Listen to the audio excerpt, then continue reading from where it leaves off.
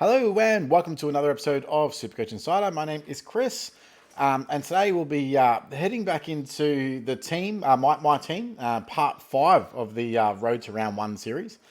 This is the first team update in February. It's the pre-season team, so it's the likely scenario that I'll be rolling with this team up until pre-season.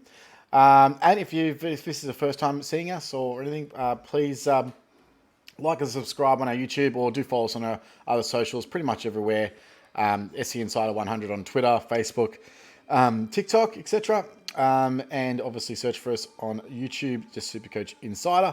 But we'll get right into it. So there has been quite a few changes since my last team, and the reason for that is some new information came out, or information that confirmed different theories. So I was really hoping that I'd be able to get away with, say, using that sort of D1 as a 500k defender in Himmelberg. That's what I wanted there. Without him being in that spot, I think it's a little bit too bare. It's a little bit too much question mark. And so I've sort of opted to go up. Now, I'm still sort of open to that spot being someone like a Ridley, who's apparently taking all the kickouts, having a fantastic preseason, etc. I was looking at Redmond, of course, as well. And how that sort of matches up, I'm not too sure. There's also, Hayden Young. There's also Dacos. One of those guys could potentially jump into that spot if they have an absolute blinder of a couple of preseason games. I go, look, I just got to get that guy. But I've just decided that I've had to chop and change my team a little bit around, and I've just gone with back to Stewart. So just that little bit more security on that pick. Most of my other side of my defense hasn't really changed too much. So I'm still going with the sort of value defense. I've gone Yo at D2. I'm still rolling with... people have sort of gone off Clark, but I'm still... There's been no negatives that have come out about Clark yet. I'm not too sure why all the chatter has really died down about Clark, or why people are really off him. Maybe it's because Yo is a little bit more of an outstanding mid-pricer option. Not many people are going those sort of 2 mid-prices in defense, or 3, I should say. But Clark is obviously still there. Bose is firmed more into my team, I guess, since that. So that's probably a good thing to note. By all reports, hasn't missed a training session. Why change if it's not broken? Looks like he's going to be slotting into a midfield and halfback role. He should be able to score quite well, and his price reflects that, the ability to grow with that scoring. So definitely like Bose as an option. The one that has come into my team, so I was looking at Goda heavily because he obviously fit my structure. Then with some news down at North, I've really changed that. Looking into some different options at this price point. And I've actually decided to throw a little bit more money onto Caulfield, and some really great training reports coming out. Now, he isn't in full contact yet, but in match sim, he's playing an intercepting halfback role, who they're looking to get the ball into his hands to aggressively attack from defense. Now, that is a Supercoach role worth noting, and it's something that he can definitely average well in. In fact, he's averaged close to 80 before, in a similar role. So I do think that at 208k is probably the best of that bunch. But if he doesn't come out, he's not in full training by round 1 or by the preseason games, and I don't get to see that in action, then I'll have to revert to another pick, and we'll have to think it over a little bit more. But that is it for now. Obviously, moving on to the next pick, the last one there on field, I've still got Jinby quite easily filling up there at my D6 role, which leaves the bench. So the one I'm not going with right now is Gota. Now, there's still quite a few other defensive rookies available, but I'm definitely still locking in Josh Weddle. I think that's a no-brainer pick. He could potentially be an on-field starter for me. But the other one is Cowan. So the big news out of Carlton this week was that Cowan is performing quite well off the halfback flank. He's been going fantastic. We did mention him in our Carlton pod earlier. If you did want to pay attention to that, or you did want to flick back, there was another video to that on our channel. But Cowan's going great. They had Williams obviously go down with the season-ending injury. I think it was an ACL. So there's an opportunity there in the half-back line. Not to mention that they was going to sign Oleg Markov, but then Collingwood backflipped and said, yeah, actually, we will take you. And I'm not sure really what happened there outside of potentially Charlie Dean was injured and they made a quick decision to put him on an inactive list, which enabled them to sign Oleg Markov in that slot. He flipped and went straight to Collingwood, which was great for Pies, but obviously that leaves a space open there. Now, original thinking is that Dockers probably goes back into defence, but he apparently still training in midfield. So, interesting. I'm not too sure how it's going to work out, but I think Cowan might get a run early. And so for that reason, I've slotted him into that D8 spot at this point. So now other guys at this price point or at D8 opportunities, obviously guys like Wilmot I'm looking at as well. I'm not entirely sold on Wilmot's ability to be in best 22 along with McKenna. I think it's maybe one or the other. I'm not sure both of them get game time. And so I just want to see that a little bit in action. I'm not sold on that pick, but we'll see how we go. Now, moving across the midfield, it does change a little bit. I've actually chopped and changed. I took Oliver out of my team for the first time 2 days ago, and then I went yesterday and put him back in. I'm really worried that if I don't start Oliver, that I don't have a captain option to be able to compete with the big boys early. And that's my one problem, because I actually think that not starting Clayton Oliver and starting Jack Steele instead, that extra $100,000 really allows me to upgrade elsewhere in my team, which I will go through a little bit later. And so, if you're weighing up 2 players versus 2 players, I do think that not starting Oliver is the better option. However, it's not starting Oliver as a captain option that is the biggest problem, especially being highly owned. And every time I re-approach it, I just go, yeah, I can't not. So Oliver's still there. Bont still hasn't changed, not once, out of my midfield. So, yeah, that's not changing at all. And then we did the GWS pod the other night, and I just went, look, to be honest, he still hasn't left my team. And he's just firming. And all the talk coming out of GWS is still really, really strong on Tom Green, lighting up the preseason. He will not change. I really doubt that I'm going to be losing Tom Green. Now, obviously at M3, it is a bit of a stretch, but I'm still really liking Tom Mitchell. There was a video went out on social media today saying, he's hoping to have a much more impactful year for Supercoach. So actually, addressed Supercoaches out there. And he also mentioned we should all get on Darcy Cameron's case because he's going to be tapping the ball down to him a lot. So I suppose that's predicating the fact that Cameron is obviously the number 1 ruck at the Pies. So, yeah, not bad there. I do like the Mitchell pick, and that's something that I'll be firming on as well. However, I think regardless of how the preseason goes, I'm probably starting Tom Green. If Mitchell doesn't look right in the preseason, in terms of fit with Collingwood and the scoring capacity, then I may move off him. So that's one that I'm not 100% locked into. I'm not exactly looking for a reason not to start him, but I'm just I'm cautious, is what I'll say. Now again, so moving on to M5. So I've got Hopper at this range. Again, hasn't changed. And Sheed's still there. So Sheed's the one. This is an important. So I actually end my team with about 18,000 in the bank. And there is a method to that. The reason why I'm doing that is because I actually don't mind Will Setterfield's preseason so far. And I've been really hot on him. I was actually hot on him at the end of last year when he got traded over the Dons. And you would notice that I've probably been a little bit over the top about him.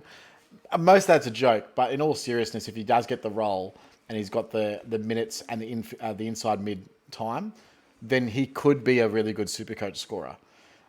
He just never had that ability at Carlton. They never even really dabbled with him with enough mid-time in there. But if he gets primary mid-minutes, well, I think that could be a shout. So he's, I think, 348k, so about 16k more expensive. So starting Dom Sheed at this price point means that I can go either up to Setterfield if I need to, or I could potentially switch down to either a Callahan or a Flanders if they end up being breakout opportunities. So I've considered going down to Callahan, and the reason is he's obviously having an absolute blinder of a preseason as well. I think he's probably 4th string in that GWS midfield. So starting off with Kelly, Canelio, and Tom Green, 4th one off the rank could be Callahan. And if that's the case, he could have a really good season and some really good points and scoring for a Supercoach. The thing is, there's a very outside chance that, and it's not a really high possibility or realm of possibility, but there is a chance Dom Sheed's going to be the number one midfielder at West Coast.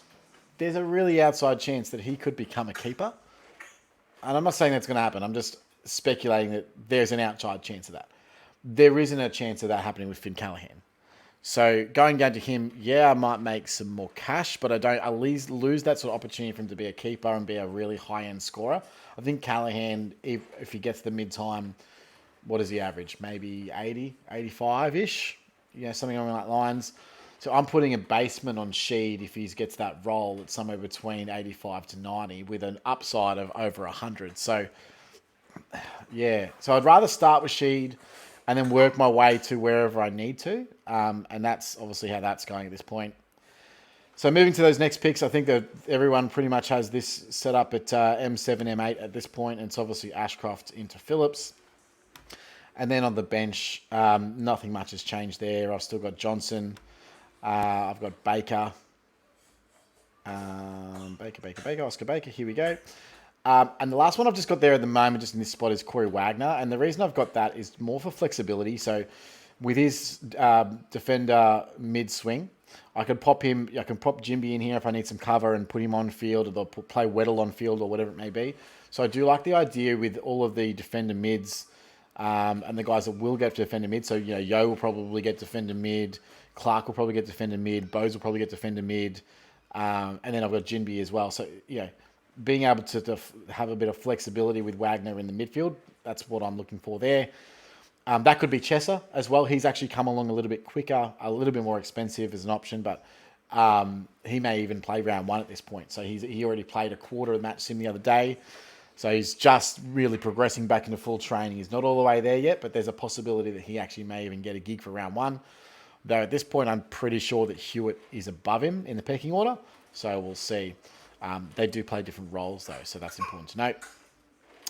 Moving on to the rucks. So pretty easy with the ruck line. I still have Marshall there, of course. He's not going anywhere at this point. And this is where that extra 100K sort of comes into it. It works out to be, if I can go Steele and slightly change around my setup, I go Steele and English over Clary and Darcy Cameron. So I still got Darcy Cameron there at R2. I've had a chat with Swizz on the Gold Coast pod there. We ended up chatting about rucks a little bit, and we got on to Scott Lycett. And the reason I don't really like Lycett is he's actually never really scored well in a 2-ruck system, which is, and I think that they will go in with Finlayson as that extra ruck. So, and I know that I think he might even be injured currently, but it's not anything serious. So what that is going to mean, because they've obviously got, previously what they did with Scott Lycett is they had a chop out with Dixon. Okay, so they have Dixon, Georgiadis, and Marshall as their 3 talls, and then Dixon would chop out. Now they're going to go Dixon, Georgiadis, and Marshall, and then have Finlayson as an extra, which means that he's probably going to take up more ruck time from Lycett.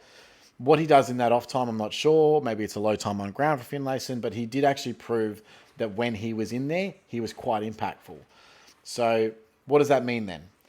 Well, what I'm predicting is that the more mobile ruckman ends up being the one that they keep on late in games, and the less mobile ruckman is the one that they change out. So does that mean that late in games, Finlayson's the one that stays on, and then Lycett is the one that gets subbed, if that's the case, if it's a tactical sub? Does Finlayson go behind the ball? Because he's obviously been able to play that sort of chop out and centre-half back role as well. He's a fantastic user by foot. So is that where he's going to be playing when he's not in the ruck? Or is he go forward? Is he another tall option down there? I really don't know how they're going to set that up. And all these question marks sort of go, I don't know what. Ultimately, though, that to me caps the ceiling on Lycett's average. And somewhere between 90 to 100 is where it's at, which is where I see ultimately Darcy Cameron. The difference is Cameron's a forward. So if he does that, there's still a chance that he retains as a forward keeper, or I can push him to F7. I can't do that with Lycett unless he's going to be higher than 35% forward during the season, which I don't think he will. So for that reason, I'm still going Cameron over Lycett.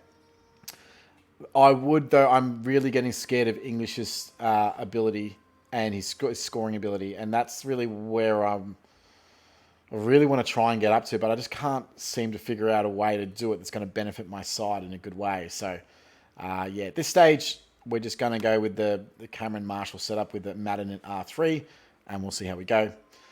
Now, forward line has changed a little bit, but not too much. So, the big four, I'm still going big four premiums. So, Cornelio, Dunkley, where's the other ones? Rosie and Taranto. They are still in my team, and they haven't changed for a long time now. The big one, so news out of North Melbourne saw Jack Zeeble confirm that he's going back to the defender role that he played ever so famously 2 years ago, where he averaged 107 Supercoach. Now, I had a long, hard think about this. I did a lot of research into it. I did a research into their current list, how they're likely going to be playing, and then obviously just had a bit of an analysis overall. At 350k, he could be a keeper. That's, to me, is an absolute certainty. Now, there's a few reasons for this. So, first of all, how I see North lining up is not too dissimilar to that of 2 years ago. The only really changing part right now is Logue's obviously come in as a key post there in the back line. And they're also experimenting with Taron Thomas on the half-back flank. So what we do know from now, this is obviously conjecture. Clarko could change the way that he coaches. But the way that Clarko used to coach is that he always had a spare defender. That was James Sicily. And he always sat behind. They did a lot of work to get him off. This sounds like what they're doing with Zeeble, because if you think of those seven that I believe are going to be their back seven, you've got Aaron Hall, who's the run and carry type. You've got Logue at centre half back. You've got Zeeble on the other wing. You've got Aiden Core, who's probably going to be your third medium defender. The guy on the ruck. You've got your fullback in Buckets, and then you've got your lockdown small defender in McDonald. So those are your back six, and then of course off the bench, Taron Thomas, who's coming in and providing that seventh option there as another halfback flanker. To me, what that says is the likely scenario is the seventh guy's going to be Zeeble. Then it's okay, so that's great. So he's got an interceptor. Why is he an interceptor? Because he's got great hands. He reads the play well. He's played in the position before, and he's a great user. Good decision maker as well. Now, who's kickouts? So this throws that into equation. So we've seen over time that quite a few different guys have kickouts there. Aaron Hall, of course, notably. Zeeble has taken. 2 years ago, he had the most kickouts for North, and then we've had Logan McDonald. Sorry, not Logan. Why do I call him Logan McDonald for? Obviously, there's another McDonald. Luke McDonald there has taken the occasional kickouts, but not a lot, right? I can't see Aaron Hall being a majority kick-out taker anymore. And the reason is, last season we saw that when he kicks long, he pings a hammy pretty much every time. And I think he either change his style or change something about his kicking, and that could be the length. So when he has those big strides and big kicks, bang, puts pressure on his hamstring, and he's always one kick away from tearing it off the bone again. So I don't think that it's beneficial in that sort of situation for them to be using Hall in that role. I think that they want to use someone like Zeeble again, who's again had experience, who's a long penetrating kick, good user, good by foot, and can create off that half back line. So I think that he probably gets majority kickouts, and he probably plays a loose, unaccountable role. And if he does that, what's he averaging? So he averaged 107, which would put him in the top six if he was to do that, absolutely. I don't know if it's that high. I mean, you got to also factor in he's 2 years old. He's 31 now, going on 32. They obviously had a lot more ball down there. You'd think that North are a better team, or even though they are developing, but under Clarko. But Clarko and halfbacks, man, he knows how to create points out of there. What's the worst case? Maybe a 90 average? Is that too much? Are we saying too much? Makes money at a 90 average anyway. I think it's worth taking that punt on him. He could be one if you're not starting him. It could be a correction trade round 3 if you see, wow, he's got the role. I think that what you'll see is that after the practice games, people will jump on him and he will be a very highly owned player. I'm setting him up as my F5 right now. I think he's the best mid-pricer in the forward line. He's one of the only mid-pricers that I can confidently say I think that he probably ends up being a keeper. Not, I'm hoping he'll be a keeper. Like, I think he probably is a keeper. So yeah, looking at that. And then, of course, so just rounding out the team. So still got McLean there, and then the 2 subs. So I think at the moment, Sin I've still got. And then the other one I've got is Drury. So Drury, there's been a lot of great talk about Drury as well. He could be sub-range. He could be that 7th defender. But he's been training the house down. So I'm looking at ways to incorporate him. The other one I like at that F8 spot is Constantine, I think his name is. A lot of talk coming out of Sydney. Is a guy that is a potential for a round 1 debut. They just had another injury to a best 22 player. I can't recall exactly who it is. But it's just sort of paved the way for a small forward at Sydney as well. So I think that he might be a debut option. But I worry about small forwards that are actually small forwards being sub-risks. So I'm sort of leaning towards this. And look, Drury might get a gig. I think ultimately I've got a gap here of 20k anyway to go up to a 123k forward. And that still allows me with that extra 16k to do what I want with Sheed if I need to. But that's it, guys. That is my new my new team. It's the one that I'm probably most confident on. The downside to it is that I think there's only really 11 keepers in this team. So if you go Stewart, Oliver, Bont, there's 3, Green, Mitchell, 5, Marshall, Cameron, 7, and then the 4 forwards. Yeah, so 11, 12 if you count Zeeble, but you couldn't count him as a keeper. So it is a bit short there, but obviously, quite a lot of mid prices. It's deep on every single line. I'm not worried about guys getting subbed for the guys that I have on the field. And that's really what I really want to look forward to. I'm really worried about subs impacting scoring on field and cash generation. So I'm looking to go as deep as I possibly can on field this year and then trade really aggressively really early to make up those points and to get onto the right premiums in the right roles. Okay, guys, thanks very much for that. I'll catch you next time. Cheers.